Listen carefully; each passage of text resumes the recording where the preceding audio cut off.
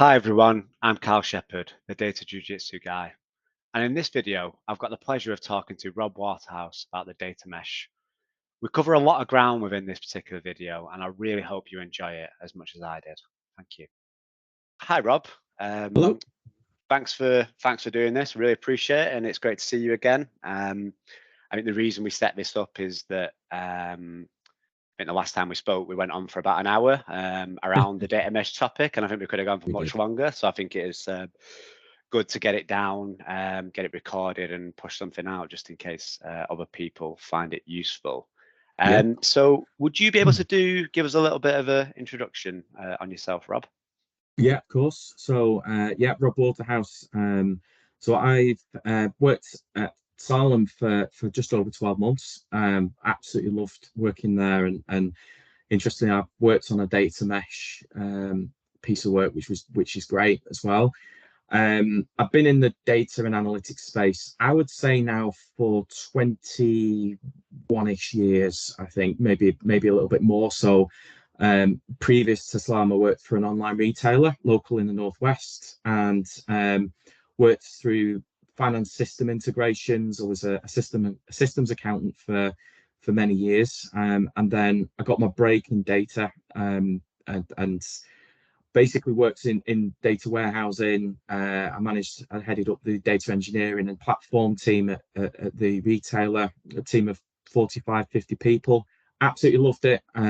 It was a brilliant team to manage and to lead, and to see people's careers grow, and to see that evolution as well, from that traditional on-prem to a cloud based data, from a data lake through to the value that data should be providing. So brilliant. 21 years at a retailer, loved every minute of it. And then previous to that, and going back a bit now, when I left school, I went and worked for a large multinational computer supplier. And I was in finance there, and that really opened my eyes to the world of industry, and I got involved in some very early system implementations at the age of 18, which I think is where I got my love for the job for IT, and specifically in data. So yeah, varied career, finance, systems, data, and now consultant with Slalom. So yeah, that's me. Amazing. Yeah, so you've got like a real wealth of experience there, which is brilliant, and it's probably why I think you've got a really good sort of knowledge around the data mesh and how we can use that going forward. And interesting that you said finance as well, and that's where you sort of started in the. Yeah. I think a lot of data professionals, if they've been around for a bit now, they've almost started in that area. Like myself, I was a BI developer, and even though I was part of IT, it was very finance driven. A lot of it was essentially doing like the data warehouse specifically for almost finance projects to begin with, because that's where you had like the you could clearly say what your ROI was. So yeah, it's interesting that you I didn't realize you'd started in that area as well, so that's interesting. Yeah Brilliant. So yeah, so data mesh is what we're looking to talk about. So could you explain to us what data mesh is in your own words, and then kind of how it's different from some of like the more traditional approaches? And I wouldn't say necessarily traditional, but the lake house stuff is quite a new thing, but in terms of the standard approaches to data management. Yeah, absolutely. So I think from my perspective, data mesh is all about value. So if you take it up a level, its core component is extracting value from data. And yes, lots of frameworks in the past have been talking about getting value from data, but what I really love about data mesh is that it's everything that a data professional wants, all in one framework. So it's aligning your data to a domain, an outcome, a value, in terms of maybe a business domain. It's making sure that you manage your data correctly. It forces you to manage your data correctly. And that is a real kind of big pillar for mesh. For me, it really kind of putting the onus on making sure that you can find data, it's searchable, it's discoverable, you can extract value from it really quickly. And it allows that collaboration that we struggle with sometimes, certainly over the many years that I've worked in the data and IT industry, is collaboration. It really brings the value and your kind of technical teams, and it really kind of amalgamates the two really well. Yeah, yeah. I could go on forever with it, but it really is that kind of value. And I think what differentiates this from anything I've seen before is it puts the power and the I guess the lead into the hands of the experts of data, which is your end users, which is your if you're a pharmaceutical company, it could be a scientist. If it's a retailer, it's your buyer, it's your merchandiser, and it takes the onus away from I'm a central data or IT person. I know what I'm talking about. Actually, it really puts that value back into the hands of the experts of that data, and that's the crux. It's a process, people process change. It doesn't mention technology. It's all about how you manage yourself. There's so much more to go into it. But in essence, I feel quite passionate about it. I think it's ahead of its time. I think it's way ahead of its agreed, time. Yeah. And for those that see it as the latest fad or the latest kind of it's going to disappear, I'm one of those going, no. I think we should do this because I think it's going to disrupt everybody in data analytics, in IT, in every business corner for the right reasons. And I think it's been a long time coming for me. Yeah, and I think exactly that was brilliant. Thank you for that, Rob. And you've kind of answered my next question there as well. But as in, like, why do you think we need this? But I think a lot of what you said there was really interesting, particularly the end bit when you was almost saying like can't remember the exact word you used, but almost like the data mesh is like a theory level at the moment. You've not necessarily got those technological tools, which I think is what is potentially causing some confusion. Because I think with the more traditional approaches, you're very used to having, like, if I take it back to when I originally started becoming a BI developer, you had like SQL Server to build your data warehouse and things like that. With data mesh, there's a really well thought out kind of concept and theory, but not necessarily, it doesn't tell you the technology. And I think that might be where some of the confusion lies with some people. And some people, I mean, I don't think we've had, I don't know if you disagree with this, but I don't think we've had anything in the data industry which has created such a, well, maybe some of the things like big data and things like that when they first came around, but data mesh for me seems to have created such a big stir with people on different sides. Like, really, like, I've not really seen that before, where it's created such a big divide where you've got extremes on one end and the other, and then people like myself who are probably a little bit in the middle who really like the lakehouse approach but really see some of the benefits of the mesh. It's interesting how, and for me that's only a good thing that it's creating such a, because I think it's really easy to be dogmatic, isn't it, and say like, no, this is the way you do things. But if something like this comes in and it actually creates a stir, it does make you rethink things. Oh, it really does. And I think that I speak to a lot of data professionals and IT professionals, and I get mixed. I think you hit the nail on the head. I get a lot of mixed response. Yeah. But it's the technical people, especially, and all the technical people out there, if you're watching this, and the data people, we're the worst at it. We're the ones going, might not work, I'm not so sure. Put it in the hands of your business. Put every framework that we've seen for the past 10, 15 years, put this framework in front of your business users about what the experience is going to be like.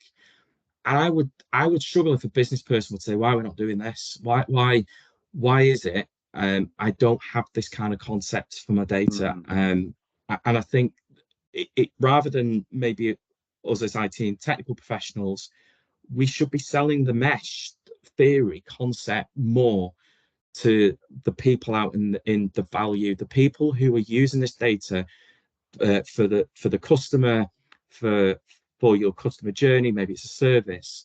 Explain what this is going to do to them, to their day-to-day, rather than trying to put a technology and an architecture fit and, well, we do it this way today. It's that's what it's about, and it's looking at that bigger picture. That I think this will really, put it in the hands of the people who are desperately trying to gain value quickly. Yeah. Yeah, and building on that as well, like you've really segued into my next question with that, which is brilliant. In that, so what you've said to me there makes complete sense. But I can already sense people, and even myself, to be honest, I think it's a good question to ask. Is that so implementing a data mesh? From what you've been saying, and what you can read around, is that it is complex to and it will require not just a huge amount of work from like a technical and business standpoint, but it's that cultural shift as well, and not just from. I think what you've said there, almost the biggest cultural shift sometimes will have to be from the technology people themselves rather than the business. I mean, I think the business will as well, but it's even bigger cultural shift to some extent with the technology people. How do you think you could manage that? Do you think something like that is actually feasible for organizations to do? And would you take like a piecemeal approach to something like that?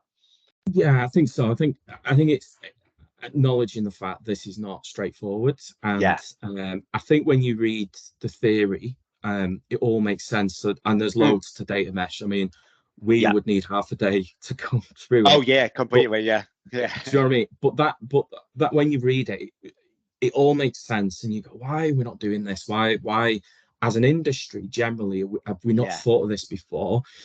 It's difficult because we're structured differently. We've got systems that have been built, maybe with processes that are over 20 years old. We've got hierarchies, structures. We've got ways of working for a reason. What the mesh theory doesn't necessarily do is say what that means for this business to implement. So I think really, I think the first thing is understanding if mesh is for you. I think if you're a relatively small greenfield business, maybe not. You could maybe get value quickly from the technology you've got and from the processes you've got. But if you're anything from a medium to large to a really multinational organization, data mesh is something that you really should consider. And I think the first thing is to really understand the benefits of it, what it looks like, the different roles that you bring in, the way you structure yourselves, and get a strategic view of what does that mean for our organization. Start looking at defining what a domain, subdomain, what some of your data products are going to be, and actually at the forefront of that is your business, and identifying your stakeholders. Your business needs to drive this. As a function for data, from a data and an IT team, you're facilitating, but your business drives that. They will help you define what the data product is and help you build that. And I think bringing it into a piecemeal and smaller chunks is absolutely the way to go.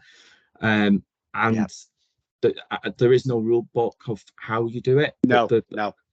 But again, you're getting your strategy, your vision and strategy for it as to why you're going to use it, and then looking at, well, what does, say, a data product look like, or a group of data products look like in this world, and how's the value, what value can we extract from it, and what other department could utilize this and join the two domains together look like. Getting that is a big piece of work to understand. Then you can start planning your build, and start planning your next steps. In the process itself, it's very liberating. I'd say liberating because you're bringing in your business experts, and you learn a lot from the people who are using data to day, what they're trying to achieve, what they're trying to do, what external factors are impacting, what value that they're thinking of in the next 12 to 18 months. As a data professional and as an IT professionals, we're not in that space. But do you know what the beauty of mesh is? It brings the two communities together, brings that technical knowledge and that business value, combines it.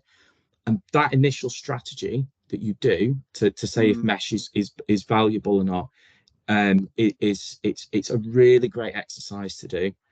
then you start looking at how you build it. And yes, it's not easy, and there's all factors to involve. There's how do we build a new data product whilst still got this BAU going? What does it Yes. mean to our existing processes, and what does it mean to me as an individual, my role? There's a lot to it, but I think it's the right thing to do if it's going to really add a lot of value to your business and ultimate to your customer. I think it's absolutely the right thing. So I don't know if I've answered your question. I think No, you definitely did. You definitely yeah, did. I think it's one of them things, isn't it, that it's complex to do, and there's these big cultural shifts that need to be made as well. But I think there's one thing you said there, which I think is really important, is the education piece. I think yeah, that's probably one of like the strategy and education piece to begin with, because ultimately, like, and you said it at the start, it's all any no matter what strategy you use for data, it's ultimately all about business value, isn't it? You can have the best data yeah, strategy in the world, and if it doesn't offer business value, it's bound to fail. So I think one thing you've really highlighted there is, because I don't think data mesh, and I would probably include myself in this, I understand it to a point, but I'm by no means an expert in that. Even like the data professionals and IT professionals don't necessarily understand data mesh that well. So it's that strategy that needs to encompass both, and like you say, bring both together. And like you said yeah, about managing BAU, that's yeah, exactly what needs to happen. Like yeah, for me, you're most likely, and this is how I sort of think about it, and I don't know if you agree with this, Rob, is that I still think, at least for, and when I say like the foreseeable future, things move very fast in like technology and data in particular. But I still see the need for a centralized data team to manage yeah, things like that. And you do, particularly in a larger organization, and you then have like these almost pockets of data mesh principles being moved around. And then you might get to a point where everything becomes decentralized. But I think to begin with, you're probably still going to, even just for BAU, that centralization is key. But then yes. as you mentioned, the business and technology and bringing them together, that's where you might have these like really cross-functional teams that can Oh yeah. have those I, principles. I think that might be the best sort of scenario going forward. and I just want to allude to that a little bit, and I absolutely agree.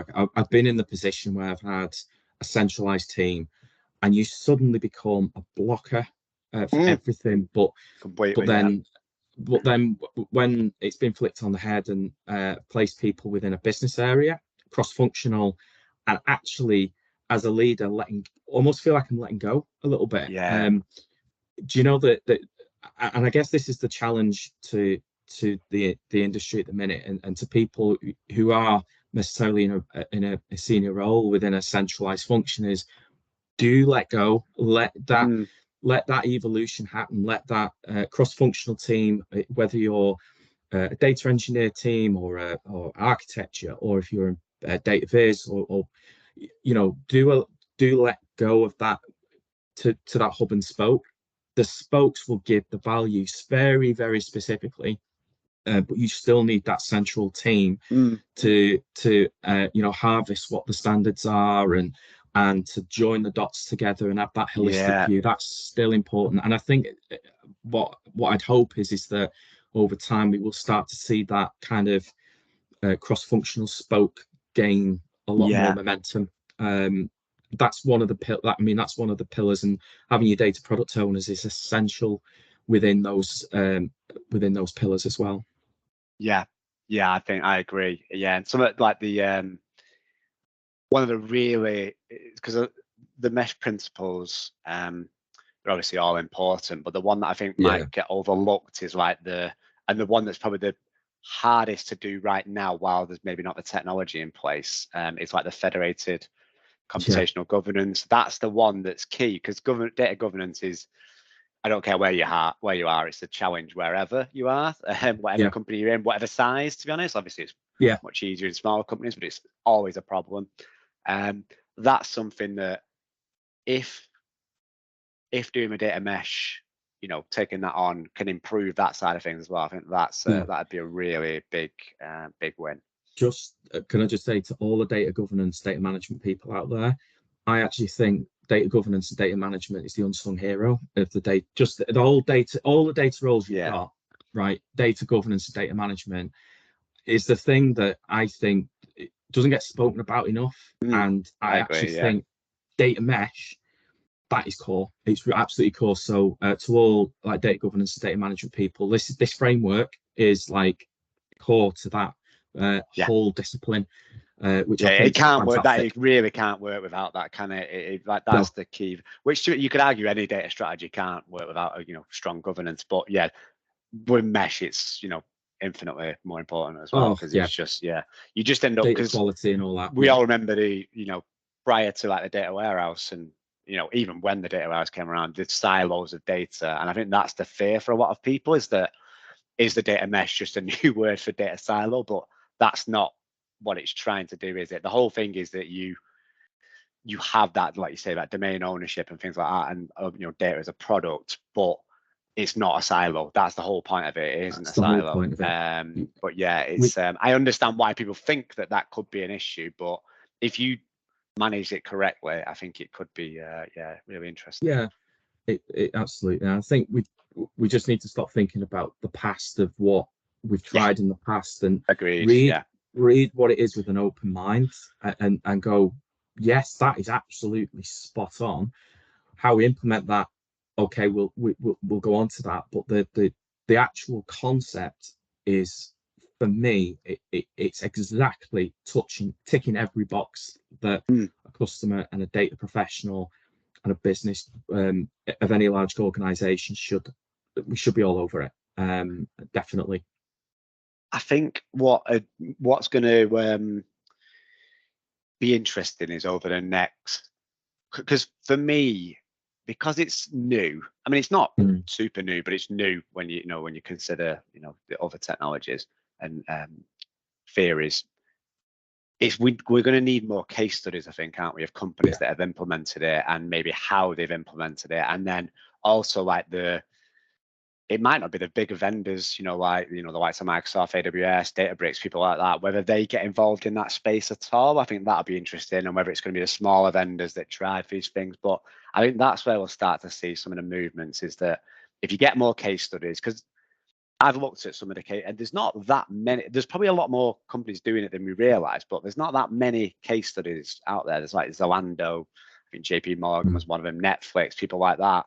And you can argue some of them. I mean, JP Morgan's quite an interesting one because obviously it's a huge company and quite different to sort of like the Zalando and Netflix, which are obviously tech first. Because you can easily argue, can't you, like with a company like Spotify, for instance, which is what they sort of in the book they base that on. Like you could easily argue a lot of companies, well, we're not like Spotify. Like that's easy to build mesh, but I think if you get like a nice cross section of companies that do have success with that, with using these mesh principles and different ways of doing it, and particularly if you talk about the tech of how they do it as well, I think that's where we'll start to see people starting to experiment with it.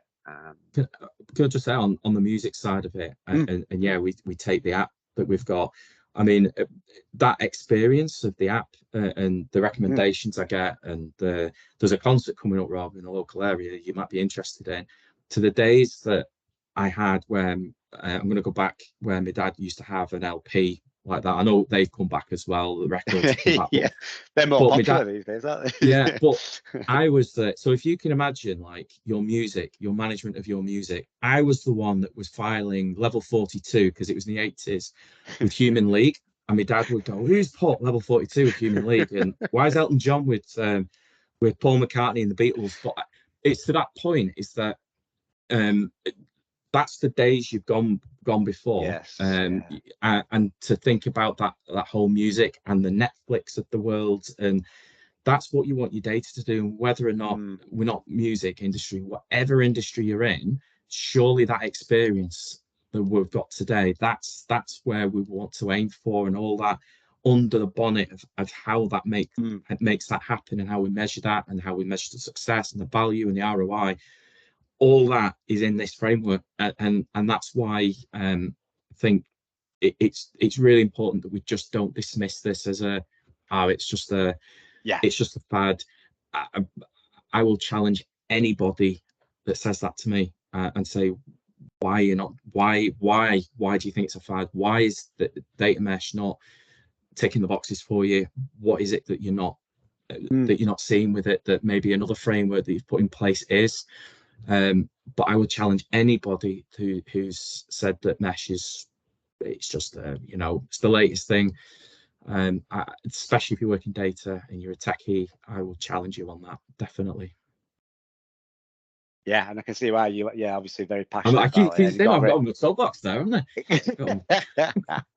Nothing wrong with that. Nothing wrong with that. Yeah. Yeah. So just to kind of, I'm sure there's lots of people that would have a lot more to say about this, but on one thing that I think is interesting to think about from the mesh point of view is, and kind of how you would do it. And you might not have like a clean cut answer right now, but on the domain ownership side of the data, I can see where that might become really difficult to manage. Yeah. I'm sure there'll be ways, but then I can see if, you've probably worked with many clients before where, there's a product being developed that's got data attached to it. They may become the domain owners of that data that's being generated or, managed. I can see problems where teams might start, prioritizing new features for the product rather than the data management side of things. And I'm sure that it's to do with the policies and things you put in place. But like, for instance, like I'm just going to use an example, like one that might be considered like a cross domain, something like customer. Like, how do you think that the mesh would help with that sort of problem? Because I can see why the centralized approach manages that, because it's like, oh yeah, well, it's a central pipeline. This is your customer. How could you sort of manage that from a mesh? Yeah, and customer you can break into many kind of different. But in theory, that if you're say you're in a retailer and you've got a customer, there's obviously a version of what a customer is, and you've got prospects and you've got different types of customer. But ultimately, somebody will be accountable for the customer data. They own customer. Yeah. If there's another version of a customer, there will be an owner for that, but there'll be a distinct difference between the two definitions. Yes, it'd have to be completely different for it to be, like a not. The idea is that, a version of customer, it stands on its own 2 feet, and we understand that customer. I'm going to come on to an example, example. I will come on to an example. There might be credit customers for more financial services. There might be patients for in another industry.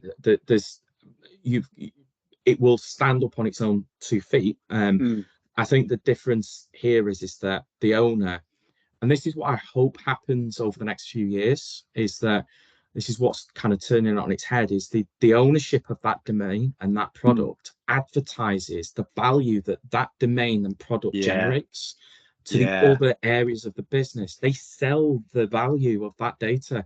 They don't just analyze it. They say, I have got customer data here that is going to extract value to that part of the organization over there. Come and have a look at what enhancements we're making to it. Here's our dashboard of how it's being utilized and what value it's extracting. That's the beauty of what what mesh brings. It again, it goes back to my first point, puts the onus of the experts it right in the hands to say, come and have a look at the value we're extracting here. So it's for me, it's more about it will define itself, and yes, it will be a tough challenge, but culturally it should feel very, very, very different if implemented right. And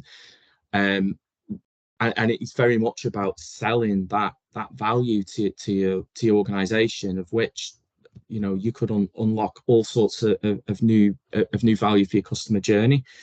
So that's kind of, I don't know if I've gone off on one. No. That was I really like what you said there, because I think in organizations now, whether we realize it or not, someone in theory still owns the customer, but it's not necessarily clearly defined. So that's probably why, you know, most organizations have challenges with data quality and things like that on Yeah, like customer and things like that. Whereas what you said there, if you're explicitly saying like you as this team, you are the domain owners of this customer, this yeah, is the value it generates to these different areas, and there might even be some sort of cross charge that comes into place for people like that, which should be quite interesting.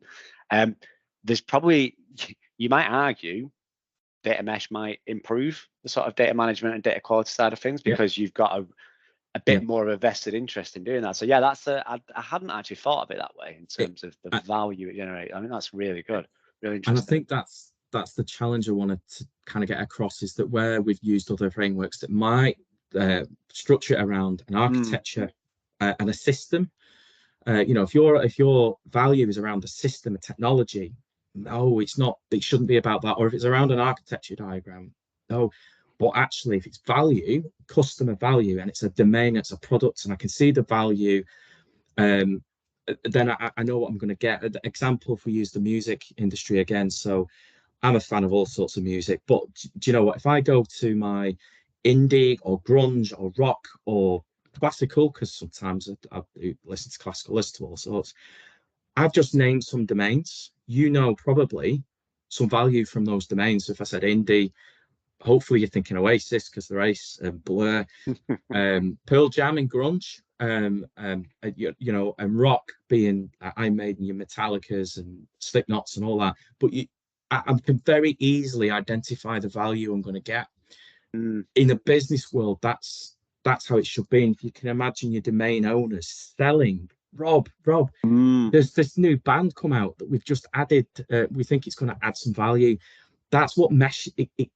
I could keep saying it's flicking it away from tech and centralized to really kind of selling what value you can get from that data and what new things are coming. I think it's quite exciting. I think Yeah, definitely, if you definitely. walk into an organization and you've got that kind of value going on, I think that's a really different world of working. That I think is quite good. I think it'd be an excellent way of working. Yeah, brilliant. Yeah, totally agree. But Rob, we've covered a lot there, and I'm really Yeah. conscious of your time. I know you're a busy guy, but thank you very much for that. That was brilliant. No, thank you. Is there anything else you'd like to add, or have you got any sort of requests of people listening? Yeah, yeah. I mean, you can see I'm quite passionate about it. You're I pumped up for this, genuinely aren't am. you, Rob? You're pumped up. I so want to see this work. You know what? In 5 years' time, I would love us to be on that journey. Maybe it'll evolve and it will rename itself, or there's a hybrid version of this now. But in the future, I honestly hope we are not having the same conversations around, oh, I've landed all this data and I don't know what value to extract. I hope we've got some green shoots of organizations who have structured themselves, they've re-engineered the processes, they've added the value, and walking into that organization feels and looks very different to what it is today. That's what I would hope. And if you, just as a parting comment to anyone who's read the book and gone, no, that's, and you're in a large organization, you go, no, it's not for me, or you're advising your stakeholders not to do it. I would say, what are you afraid of? What is it about mesh that you don't like? For me, it's everything we were asking for. And if you're a business user, get hold of the book, have a read. And yeah, I genuinely, I'd love to talk more about it because I'm very passionate about this subject, as you can see.